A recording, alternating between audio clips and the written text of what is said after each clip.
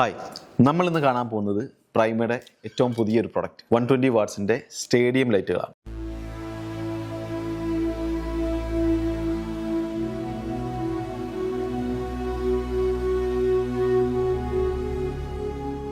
പേര് പോലെ തന്നെയാണ് സ്റ്റേഡിയം അല്ലെങ്കിൽ സ്റ്റേഡിയത്തിൽ വെക്കുന്ന ലൈറ്റുകളാണ് 120 വാട്ട്സ്. ഈ സ്റ്റേഡിയം ലൈറ്റ് ആർക്കൊക്കെയാണ് വെക്കാൻ പറ്റുക? ഇത് എന്താണ് ഇതിന്റെ പർപ്പസ്? ഇതും ഫ്ലഡ് ലൈറ്റും തമ്മിലുള്ള വ്യത്യാസം എന്താണ്? ഇതിന്റെ മറ്റുള്ള സ്പെസിഫിക്കേഷൻസ് അല്ലെങ്കിൽ മറ്റുള്ള ഡീറ്റെയിൽസ് എന്തൊക്കെയാണ്? ഇതൊക്കെയാണ് നമ്മൾ ഇന്ന് ഡീറ്റെയിൽഡ് ആയിട്ട് നോക്കാൻ പോകുന്നത്. 120 വാട്ട്സിന്റെ സ്റ്റേഡിയം ലൈറ്റ്. ഈ സ്റ്റേഡിയം ലൈറ്റ് ആദ്യം തന്നെ എന്തിനാണ്, ആർക്കൊക്കെയാണ് എന്നുള്ളത് ആദ്യം പറയാം. സ്റ്റേഡിയം ലൈറ്റ് മെയിനായിട്ട് യൂസ് ചെയ്യുന്നത് കുറച്ചുകൂടെ ഫോക്കസ്ഡ് ആയിട്ട് ഏതെങ്കിലും ഒരു പർട്ടിക്കുലർ ഏരിയയിലേക്ക് മാത്രം കൂടുതൽ ഹൈലൈറ്റ് കിട്ടാൻ വേണ്ടിയാണ് സ്റ്റേഡിയം ലൈറ്റ് യൂസ് ചെയ്യുക. അതുപോലെ തന്നെ എല്ലാ സ്റ്റേഡിയങ്ങളിലും കൂടുതലായിട്ടും ക്രിക്കറ്റ് അതുപോലെ ഫുട്ബോൾ മാച്ചുകളൊക്കെ നടക്കുന്ന സ്റ്റേഡിയത്തിൽ ഏറ്റവും കൂടുതൽ യൂസ് ചെയ്യുന്ന ലൈറ്റുകളാണ് ഈ സ്റ്റേഡിയം ലൈറ്റ് എന്നുള്ളത്. അപ്പോൾ അതുകൊണ്ട് തന്നെ ഇതിന്റെ കളർ റെൻഡറിങ് ഇൻഡെക്സ് ഉണ്ട്. ആ കളർ റെൻഡറിങ് ഇൻഡെക്സ് എന്ന് വെച്ചാൽ ഗ്രേറ്റർ ദാൻ 80 ആണ്. 80 അല്ലെങ്കിൽ 90യോളം ഉണ്ട്. നമ്മൾ ഓൾറെഡി ചെക്ക് ചെയ്തപ്പോൾ നമ്മളത് കളർ റെൻഡറിങ് ഇൻഡെക്സ് നമുക്ക് കിട്ടിയത് 90 ആണ്. ഗ്രേറ്റർ ദാൻ 90 തന്നെ നമുക്ക് വരുന്നത് കളർ റെൻഡറിങ് ഇൻഡെക്സ്. അതുകൊണ്ട് തന്നെ എക്സാക്റ്റ് ആയിട്ട് ആ ഗ്രൗണ്ടിലോ അല്ലെങ്കിൽ നിങ്ങൾ എവിടെയാണ് യൂസ് ചെയ്യുന്നത്, നിങ്ങളുടെ ടർഫിലായിക്കോട്ടെ, നിങ്ങൾ ഏതെങ്കിലും ഒരു പർട്ടിക്കുലർ വീട്ടിലേക്കോ എങ്ങോട്ടെങ്കിലും ഫോക്കസ് ചെയ്ത് വെക്കുന്നുണ്ടെങ്കിൽ ഒക്കെ അതിന്റെ എക്സാക്റ്റ് ആ വീടിന്റെ അല്ലെങ്കിൽ ആ മെറ്റീരിയലിന്റെ കളർ എക്സാക്റ്റ് ആയിട്ട്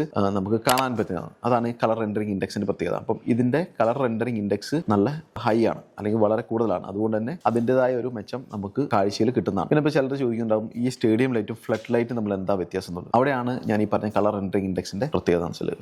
ഫ്ലഡ് ലൈറ്റിന്റെ കേസിൽ കളർ റെൻഡറിങ് ഇൻഡെക്സ് എന്നുള്ളത് സ്റ്റേഡിയം ലൈറ്റിനെ വെച്ച് നോക്കുമ്പോൾ കുറച്ച് കുറവാണ്. ഓക്കെ, അതുകൊണ്ടാണ് ഇത് കൂടുതലായിട്ടും സ്റ്റേഡിയത്തിൽ അല്ലെങ്കിൽ പിച്ചുകളിൽ ടർഫിലൊക്കെ കുറേ ഇടങ്ങളിലൊക്കെ ഇത് യൂസ് ചെയ്യാനുള്ള മെയിൻ കാരണം. പിന്നെ ഇതിന്റെ ബീം ആംഗിൾ ആണ്. ഇതിന്റെ ബീം ആംഗിൾ 15 to 20 ഡിഗ്രിയാണ് ബീം ആംഗിൾ വരുന്നത്. അതേസമയം ഒരു ഫ്ലഡ് ലൈറ്റ് എടുക്കുകയാണെങ്കിൽ അതിന്റെ ബീം ആംഗിൾ കുറേ കൂടെ ഡിസ്പേഴ്സ് ചെയ്ത് പോകുന്ന സൈസ് ഉള്ള ബീം ആംഗിൾ, അതായത് അതിന്റെ 120 ഡിഗ്രി വരെ അല്ലെങ്കിൽ ഒരു 130 ഡിഗ്രി വരെ ബീം ആംഗിൾ ഉണ്ടാവും. അതേസമയം ഈ സ്റ്റേഡിയം ലൈറ്റിൻ്റെ എന്ന് വെച്ചാൽ ഫോക്കസ്ഡ് ആണ്. അതുകൊണ്ട് തന്നെ ബീം ആംഗിൾ കുറവാണ്. അപ്പോൾ അതുകൊണ്ട് ആ പർട്ടിക്കുലർ ഏരിയയിലേക്ക് കൂടുതലായിട്ടും ഫോക്കസ് ചെയ്ത് ലൈറ്റിന്റെ ലൂമൻസ് കിട്ടുന്ന രീതിയിലാണ് ഇതിന്റെ ലെൻസ് ഡിസൈൻ ചെയ്തിട്ടുള്ളത് നമ്മൾ. പിന്നെ ഇതിന്റെ ലെൻസിനെ കുറിച്ച് പറഞ്ഞു. പിന്നെ ഇതിന്റെ IP റേറ്റിംഗ് IP66 ആണ്. ഇത് വാട്ടർ പ്രൂഫ് ആണ്. പിന്നെ ഇത് ലെൻസ് ടൈപ്പ് ആണ് യൂസ് ചെയ്തിട്ടുള്ളത്. ഗ്ലാസ് ടൈപ്പ് അല്ല, ലെൻസ് ആണ് നമുക്ക് യൂസ് ചെയ്യുന്നത്. ലെൻസിന്റെ ആംഗിൾ ഞാൻ പറഞ്ഞു.